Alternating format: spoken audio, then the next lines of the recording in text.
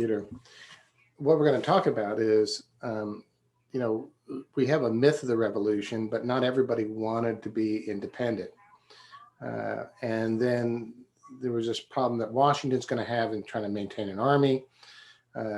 Alliance is shifting. There's going to be a lot of backstabbing, a lot of name calling. Oh my God, it sounds like a city election. So it'll be not as mythological as you sometimes hear it to be. And so let's just get started. If you remember the last time, I had just left off with the Boston Tea Party, which was, like I said, one of the biggest, gesture politics events, so big that we still talk about it today. Everybody remembers the Boston Tea Party, that you're able to do some sort of an event that impacts governments. And it certainly made some Americans mad. There were Americans who thought, wait, we're destroying private property? That's the last thing we want to do, is destroy private property. So I do have a PowerPoint that I'll share with you here. Let me share that real quickly. Share screen. I think this is where we left off the last time, was the Boston Tea Party. So how are the British going to react to this Boston Tea Party? Well, they come up with what they call the Coercive Acts. Now, we don't call them that in America. We call them the Intolerable Acts. And we call them the Intolerable Acts because we thought they were intolerable. That makes sense. So the British decide they're going to punish Boston. And they've got 4 parts of the act. The first one is the Boston Port Act. So what it's going to do, it's going to close the port of Boston. No ships in, no ships out, until the city pays for the tea. And then they created an act of what they called impartial administration of justice, which, by the way, I know some of you would agree that whenever you hear an act like that, you become suspicious. What it means is that British soldiers and officers will no longer be tried in the colonies for crimes, but they'll be sent back home to be tried.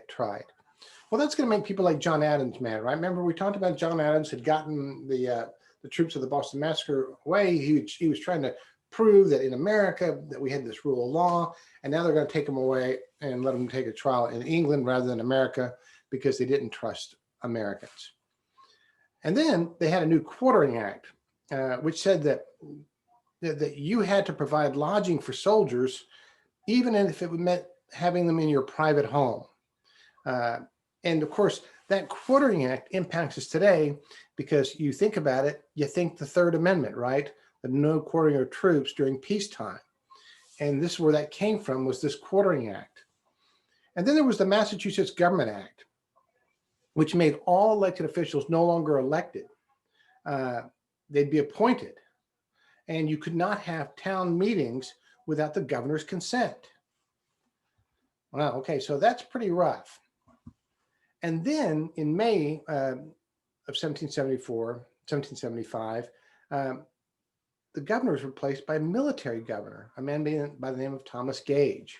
So now Massachusetts is under military rule. This is the greatest fear of the colonists, right? That they always said, oh my gosh, we're going to be under military rule at some point.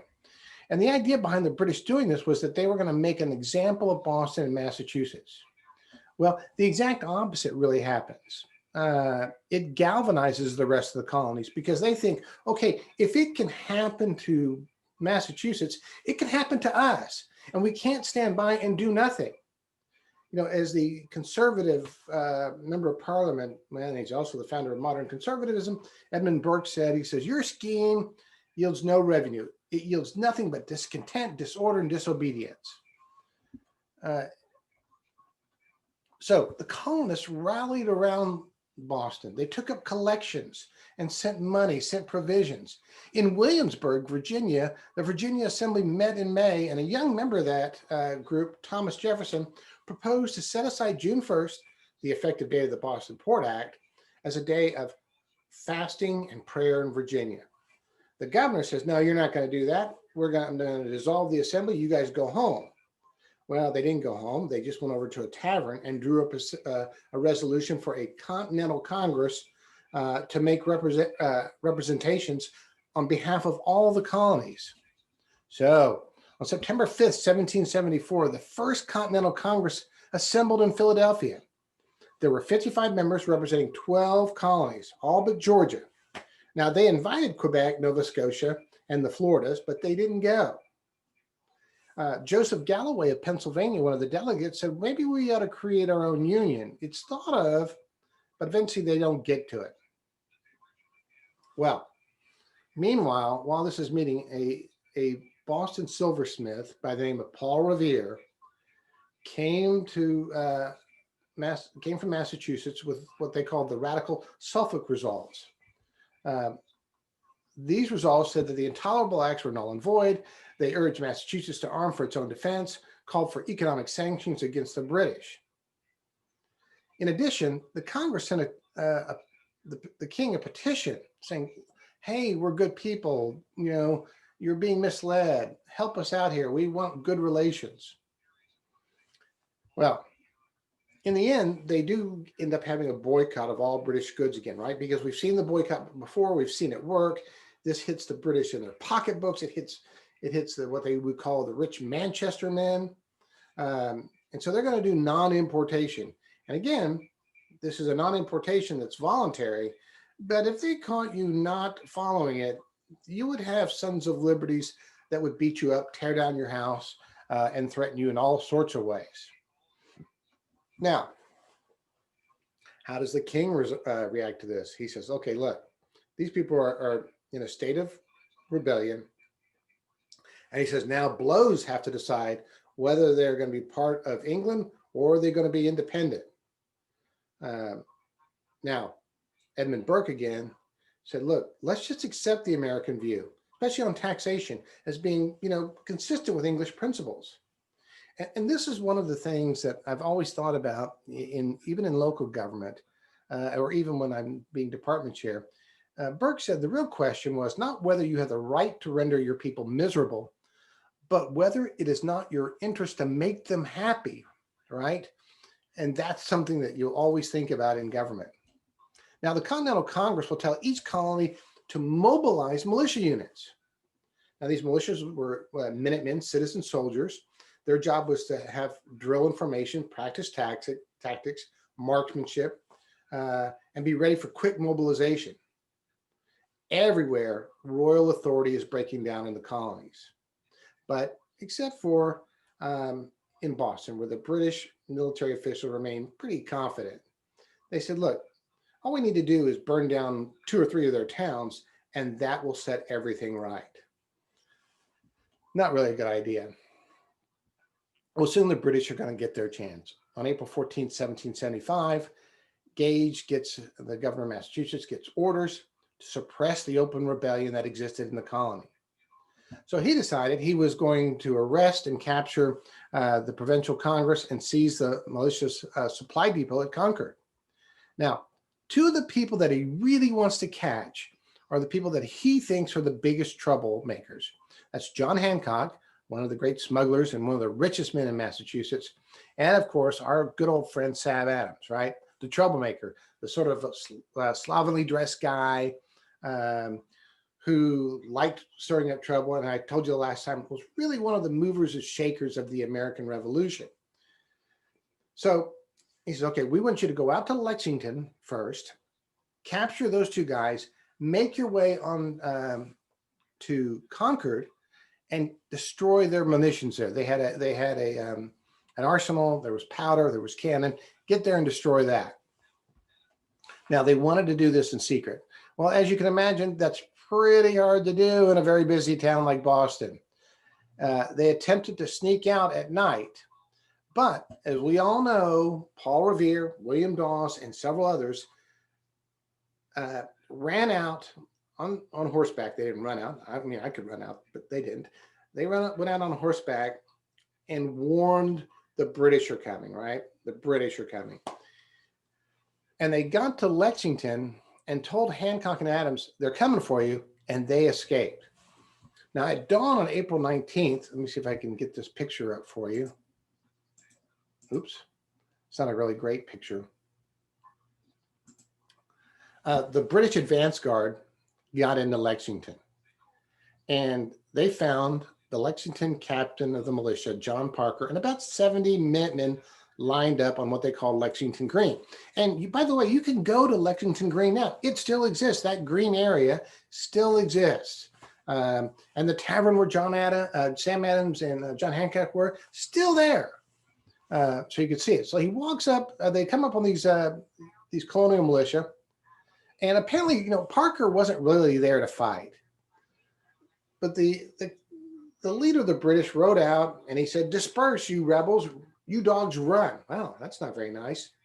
Now, the Americans, looking at what was facing them, here's this British army, right? With all these horses and their professional redcoats. Parker says, "You know what? Let's disperse and avoid bloodshed." And the Americans started slowly backing away when, of course, you've got a lot of people with guns.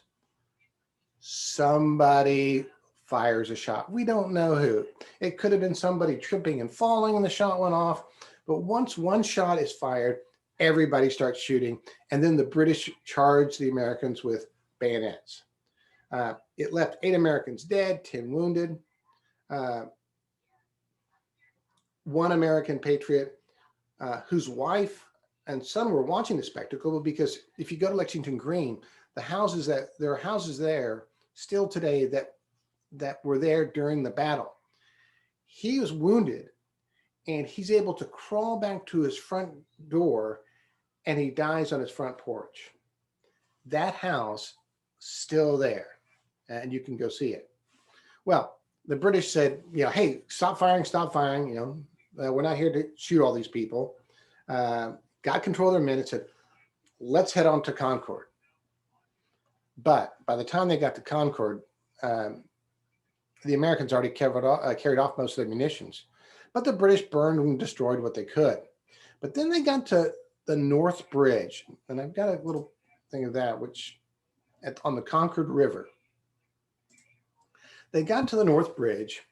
And suddenly there was a large American army because the word had got out that the British had shot people at Lexington Green. And so these Minutemen start swarming in from all over the countryside. And so when the British tried to cross the bridge, the Americans opened fire, a huge volley, and the British are forced to retreat. Now, you can go to Concord right now today, and the bridge is not the same bridge. It's a recreation of the bridge over the Concord River. But the stone wall that was there. There's sometimes a cosplayer in a British uniform, and there's a cosplayer in a Patriot uniform on the other side. And they talk about it. And by the way, right there is,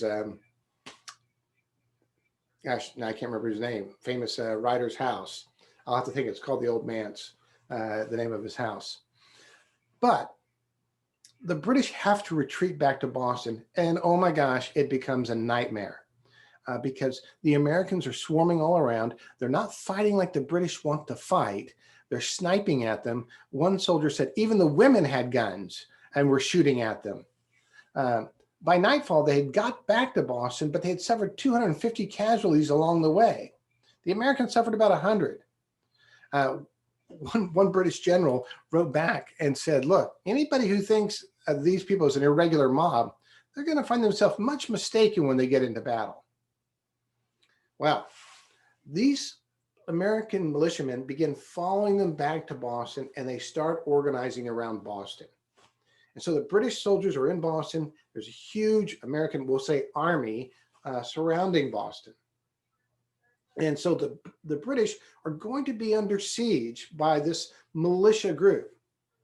Now, the Second Continental Congress is going to meet on May 10th, which, by the way, was the very day that in New York, Fort Ticonderoga on Lake Champlain fell to a force of Vermontians. There weren't anybody, there wasn't a Vermont at the time, but these people were from present-day Vermont. They were known as the Green Mountain Boys under the very hot-headed Ethan Allen.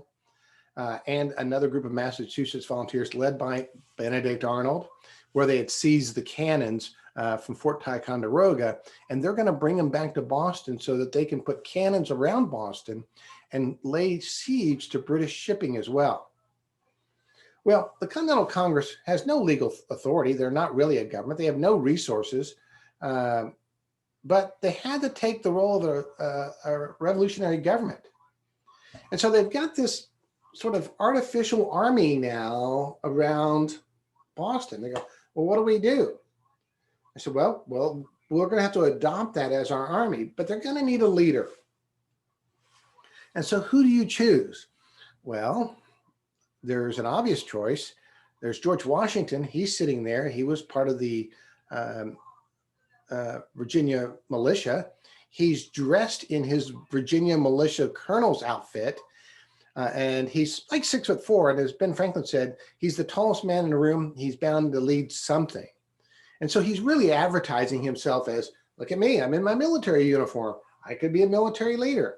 And John Adams gets up and nominates him. Now, Adams does this much to the chagrin of John Hancock, who thought he'd get to lead the army.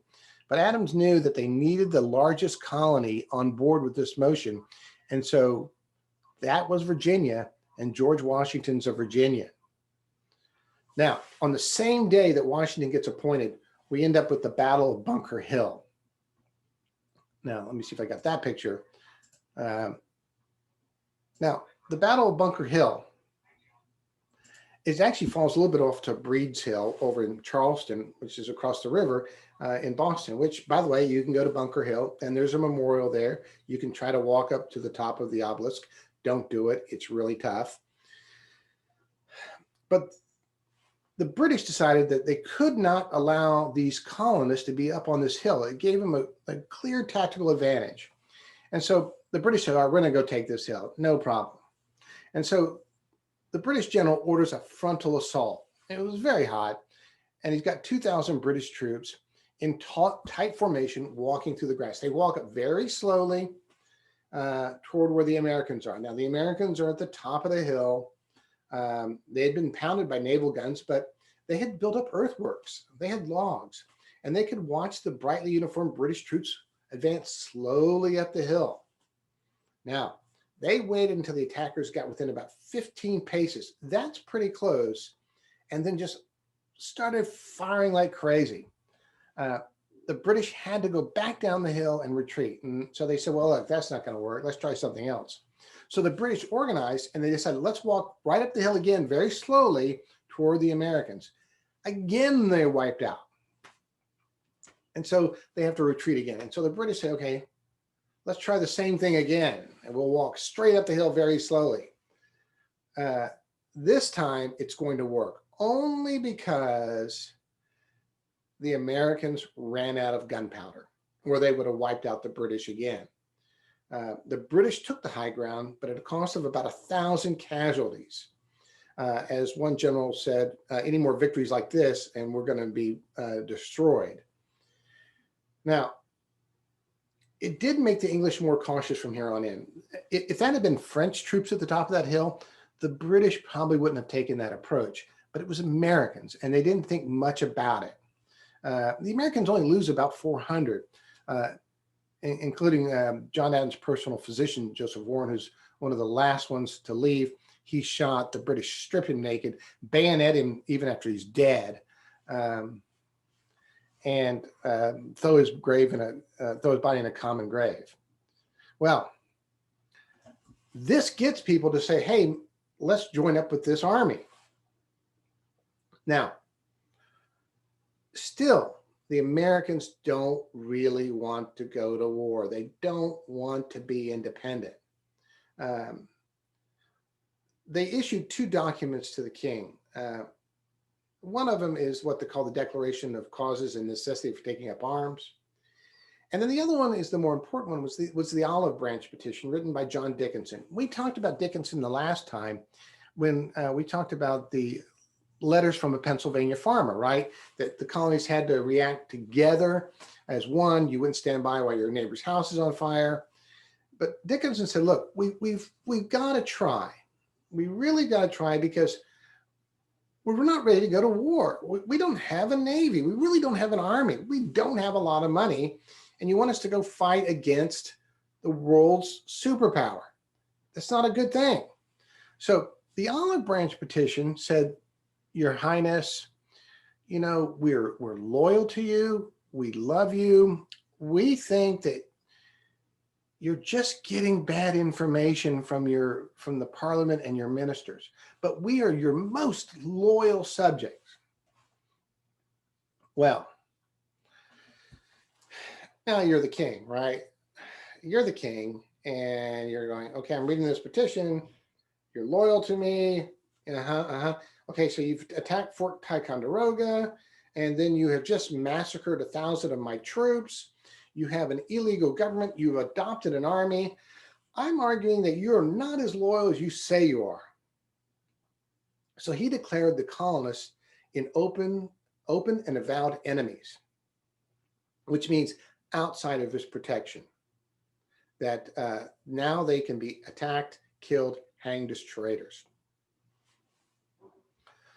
Now, still, the colonies, the representatives are not ready to make that leap yet. And what's a convincing argument for them to make that leap is going to be in 1776, Thomas Paine's pamphlet, Common Sense. Now, it had been published anonymously. A little bit about Paine. He is a radical. He had arrived from England just a year before. He'd come from a humble Quaker background. Paine was mainly a drifter. He failed in marriage. He failed in business. And so he sailed for America. He had a letter of introduction from Ben Franklin. And he goes, I'm going to set up a school for young ladies, which also failed. So when you fail at everything, what do? You go into politics. Am I right? Probably, yeah. So when he wrote Common Sense, it showed that he was really found his groove as a revolutionary writer. Until this pamphlet appeared, most of the squabble had been mainly with Parliament. Few colonists considered independence an option. Paine, however, directly attacked allegiance to the monarchy, which he said, look, it's the king's fault. Let's focus on this. He's the royal brute, the royal tyrant. I mean, calling the king a tyrant's big stuff. He said, look, that intelligence and goodness is not hereditary. And this king is wrong. And as he says here in Common Sense, it says, it is time to part. Within 3 months, he sold 150,000 colonies, which was an enormous number at the time. And everybody realized that this was changing the hearts and minds, if we can use that hackneyed phrase, of people. George Washington said that. It's probably one of the most important tools to change people's mind to independence. Now, before we go much further, Paine and Washington will eventually have a falling out. He'll call Washington a tyrant during Washington's presidency. Paine goes over to the French Revolution. He gets thrown in jail. Only Washington's intervention gets him back out. But it helps convince members of Congress to take this sort of final step. And on June 7th, Richard Henry Lee of Virginia moved for an independence of a motion of independence. And that would take about a month to write the document we know as the Declaration of Independence, written primarily by Jefferson with help from Adams and Franklin, based primarily on the writings of John Locke almost 100 years earlier. Now, I've got this brief clip here that I'm going to show you. It's about 4 minutes, and it's from John Adams, the miniseries. And the reason I show it to you, because it's John Dickinson. John Dickinson was one of John Adams' early heroes, but he's not wanting to go for independence. And he's now losing a lot of the popularity that he once had. He understands that he's somehow on the wrong side of history, but he's not ready to make that leap yet for independence. And so let me just pop that up, stop my share here. I think this is a really good scene. Let's see if I can find it. Where is it? Here it is. I'll expand it a little bit so you can see the screen. I think you may still see that. And I hope you can hear it. If you can't hear it, let me know. The consequences involved in the motion now lying before us are of such magnitude that I tremble at the oppressive honor of sharing in its determination.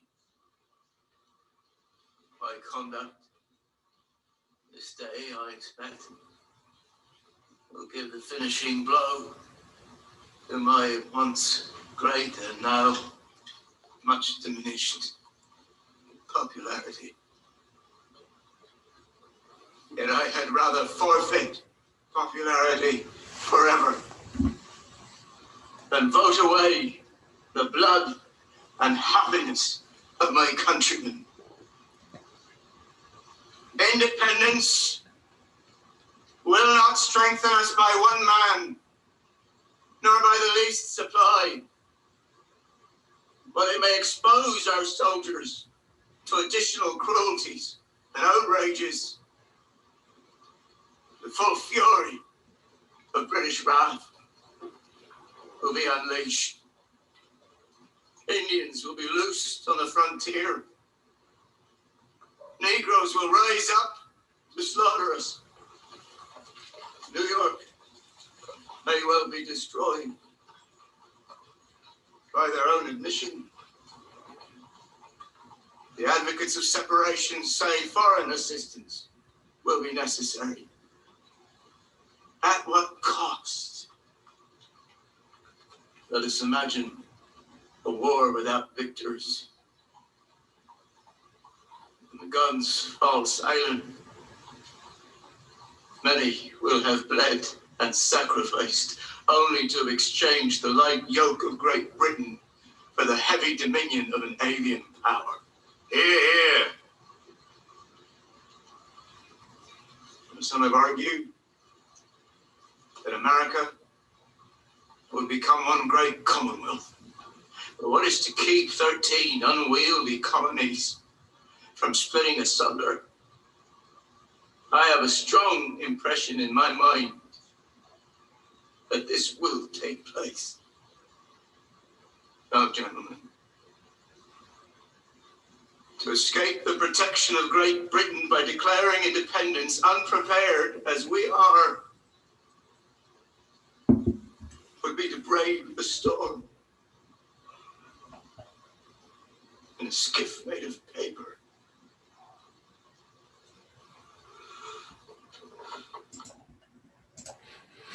So that gives you sort of an idea, really, that these colonies are not so united as we think they are. In fact, there's a lot of backdoor dealing here with the colonies. For example, South Carolina would only go along as there was no other, no one else opposed it. They would vote yes. Well, that means trying to get New York, which was very much opposed because they were occupied the British. New York would argue, then we won't vote on it at all. We won't take a stand for or against. We'll abstain from the voting. So, okay, they've got them out of the way. And then you still had Pennsylvania with John Dickinson. And so when they went to Dickinson, they said, look, we know you oppose this, but you've got two of your other delegates, Ben Franklin and Benjamin Rush for it. They're going to vote against you publicly. And they pretty much tell Dickinson, they say, just maybe you could find yourself busy on the day of the vote and not be there. Just don't show up. And so they were able to pass it that way. I mean, it wasn't just, hooray, we're all going to do this. And they were well aware of the problems they were going to face in this war. They knew they had no navy. They knew they had no real army. And they knew they had no money. And they knew they were going to have to either go to the French or the Spanish, Catholic powers. And that's what Dickinson's talking about, alien powers. Would they exchange the rule of Great Britain for French rule, which didn't have constitutional monarchy? It had an absolute divine right king, or Spanish rule. Would that happen? And that was a concern. Now, to be fair to Dickinson, he later goes on to serve in the Constitutional Convention, becomes a governor, and sort of revamps his career, I think. So let me go back to my PowerPoint here. So we talked about the Declaration of Independence. So as I was saying, are we getting my PowerPoint here? Yes? No? Thank you, Anthony. It's Anthony, I'm guessing. Yes, Anthony's my graduate assistant. So when we look at some of the issues that they're going to face, and we've talked about some of this, was that they don't have any money. And when we talk about the population divided loyalties here, about a third of the colonists were neutral. They didn't care one way or the other, right? None whatsoever. Then you had a third that were what we call Tories. They wanted to stay loyal to Great Britain. And you're going to have about a third that are patriots. So only about a third of Americans were strongly in favor of this revolution. And again, there's no disciplined army. The army comes and goes. We'll talk about this later. George Washington doesn't know how much of an army he has. He says, sometimes I've got 5,000, sometimes it's 10,000. They leave when the seasons are growing. They're not disciplined. They elected their own officers. That's not a good way to do it. And I know this is going to shock most of you. Congress promises a lot of things to George Washington, doesn't deliver. And we had no Navy. I mean, when they send Washington, and we'll talk about this shortly, when they send Washington to defend New York, it's an impossible task because New York is an island and the Americans don't have a Navy. And there's constant talk about replacing Washington. I know that's sort of a shocker to you. But we need to remember this, that Washington, of his major engagements, wins only 3 of the 10 battles that he's in. Only 3. But what he does very well, and I mentioned this last time, he knows how to run away. Because Washington's going to realize that the only national symbol that this budding nation has is the army, and he cannot let that army be destroyed. So he knows to continue to run away. And of course, America is going to need foreign help. And we'll talk about this later because, you know, the French are going to be seeking revenge against the British. Well,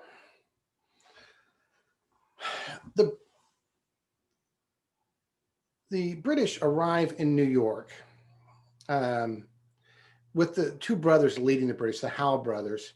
And they originally said, look, what we're going to do is we're going to offer you pardon.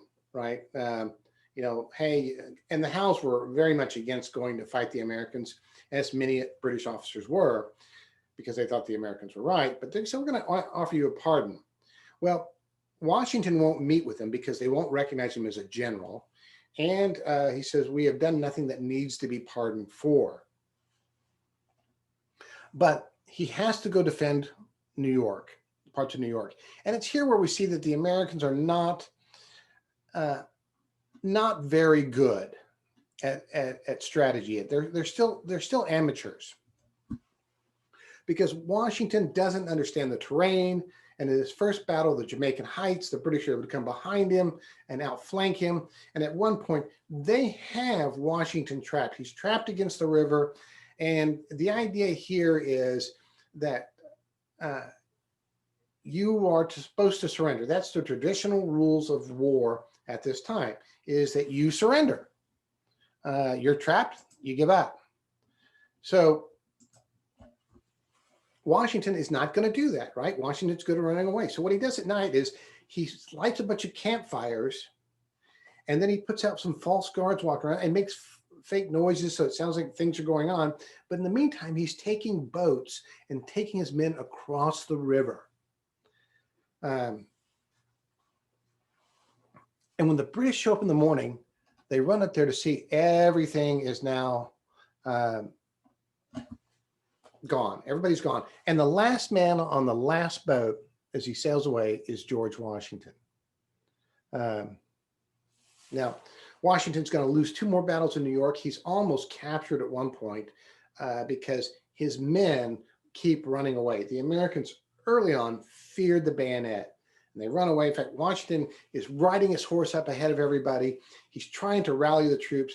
And at one point, Washington just drops his shoulders. He drops his shoulders. He's putting his head down. He's not moving. He is so depressed. He's almost captured. The British were within 50 yards of him when one of his aides comes and grabs his horse and takes him away. And so it's a disastrous campaign for the Americans. And this is when you start hearing a lot of talk of replacing Washington within his own officer corps. People like Charles Lee talking about, I should be the general. Horatio Gates, I should be leading. There's a lot of backbiting going on here. Now, it hit wintertime. And usually in winter, as you can imagine, in 1776, it's cold. And usually what happens is that when you hit winter, armies went into retirement. They go into winter quarters because there was no way to feed an army usually. You didn't have canned goods or feed horses and things like that. You just couldn't do it. So you went into winter quarters. Well, the British had New York, so it was wonderful. General Howe's there. He's having an affair with several women. But Washington says, look, dudes, we got to have a victory. We've got to have a victory somewhere along the way. And so he decides we're going to do something pretty daring. So on Christmas night, 1776, he slipped across the icy Delaware. There's a famous painting of this with about 2,400 men. And near dawn, Christmas Day at Trenton, New Jersey, the Americans surprised a garrison of about 1,500 Hessians, German mercenaries from Hesse. Many of them were still drunk from Holiday Run. Now, this is interesting because, you know, they had to cross in the cold, in the ice, and they had to keep quiet. But still, there was an American Tory who went to Colonel Rahl, who was the commander of these Hessians, and tried to get him a note. They were having a big party. He goes, I've got a note. I got a note for the colonel. And he said that the Americans are coming to attack in the morning. Well, the colonel wouldn't come to the door because he was too busy having a party. And so the next day, after the colonel has been mortally wounded, they find in his pocket the note that says, the Americans are coming to attack you at dawn. Only about 500 of these Hessians escape. 1,000 are captured or killed. Only 6 of Washington's men were wounded, including one young man by the name of James Monroe, who will be a future president. Then they moved on to Princeton and attacked British redcoats there, and then finally decided to take into winter quarters. This really brings Americans feeling better about the cause. There's less talk about replacing Washington, although that'll come up again, and a renewed sense of maybe we can win this war. For the British, they were thinking, big deal. You won a couple small battles. We really don't care. They see these as minor victories, but minor victories that have strong political connotations for the rest of the Americans. Well, let's talk again about this divided America. We had the Patriots and we had the Tories or Loyalists, and then we had the Independents, those who didn't care. For a lot of the Tories or Loyalists, they had a problem, and they often had to flee their homes. Some went back to England, where they found out later on that they didn't really belong there either. Their accents were different. They didn't have the same respect they had back home. Only in a few places were there places where the Loyalists were strong enough to even have their own militia. But even then, their militia wasn't very into the fight. So let's talk about battle strategy. And I'm going to show you here this too. In one second. Why did, the question is, why did they fight the way they fought? This is a question that people are always surprised about. And I'm going to pull it up here just 1 second.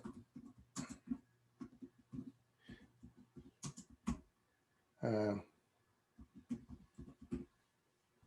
they estimate, by the way, in this war, that one out of every 5,000 bullets actually hit somebody. And that's typical for most wars.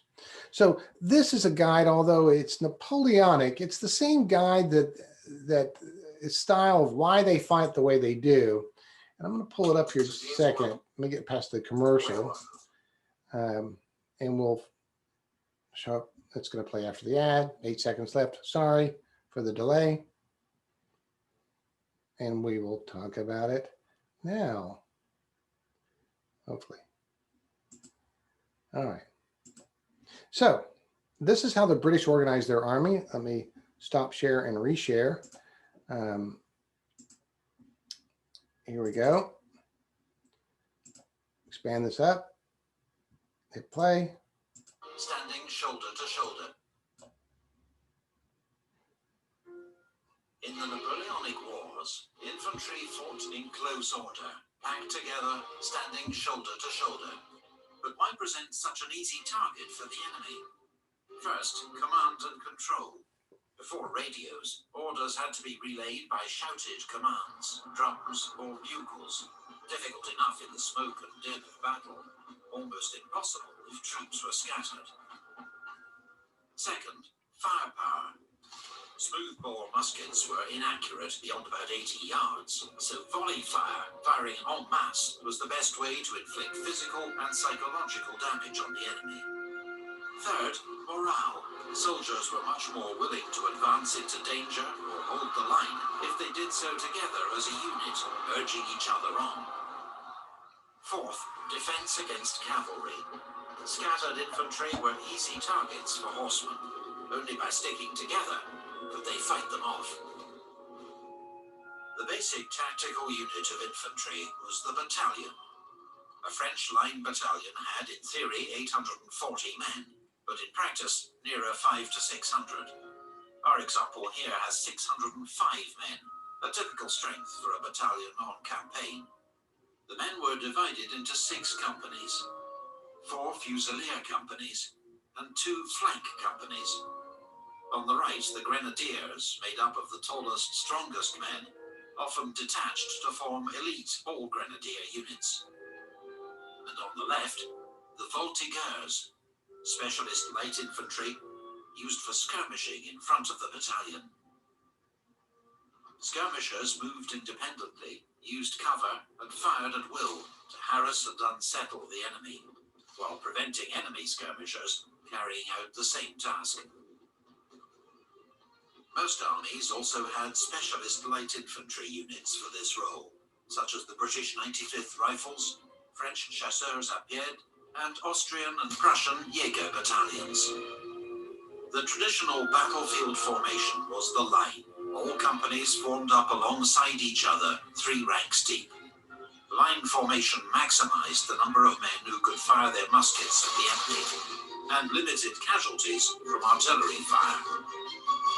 But it was extremely vulnerable to cavalry if it could be outflanked.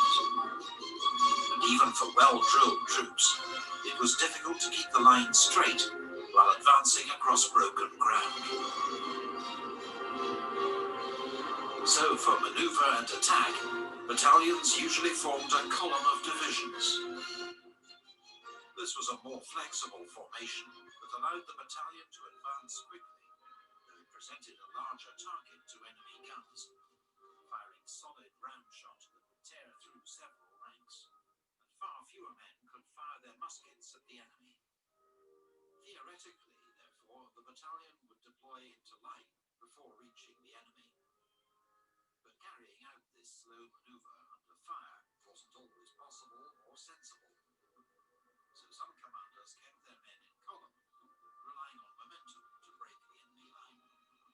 This was a risky tactic that often worked against raw troops, but led to high casualties facing better trained infantry, like British redcoats. A column could be closed up quickly to provide protection from cavalry, or if there was time, could form a square. With bayonets fixed, the battalion formed an all-round defense that often resembled more of a rectangle. Enemy cavalry could surround the battalion, but not break in, as horses won't charge a solid wall of men and steel. But an infantry square was extremely vulnerable to artillery fire, and could only move very slowly. Changing quickly and smoothly from one formation to another, especially under fire, required training, practice, and experience. In 1808, Austrian army began to use the battalion mass formation, crude but more suited to hastily trained conscripts. This was a dense column with limited firepower, huge vulnerability to enemy cannon. But it could quickly close up to repel cavalry using the same principle as the square, but without the complex drill. It was much more maneuverable.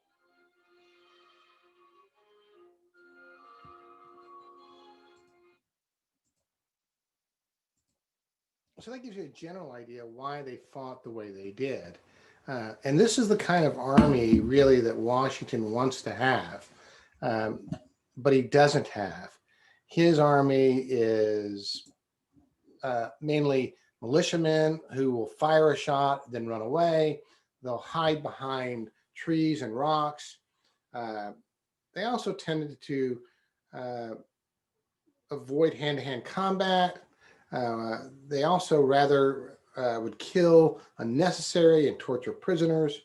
And so Washington wants nothing better than to have a traditional army, a professional army like the British.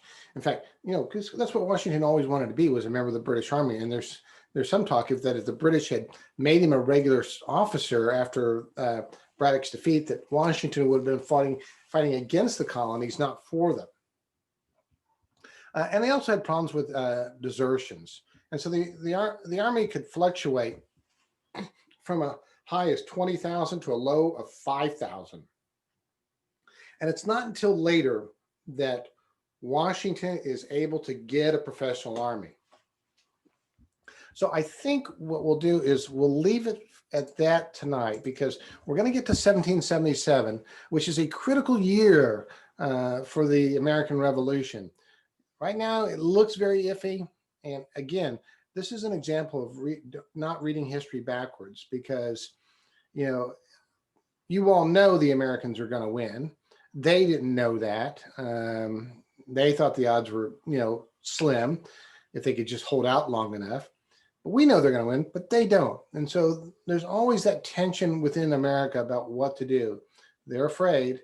And there's always some talk about trying to find peace. You've got traitors. You've got people that'll switch sides. But when we get to 1777, all of that's going to change for the British.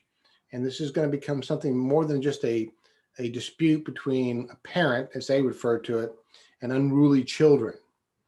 This is going to become a world war. And so we'll take up there next time and talk about Saratoga, the French alliance, and the changing of this war.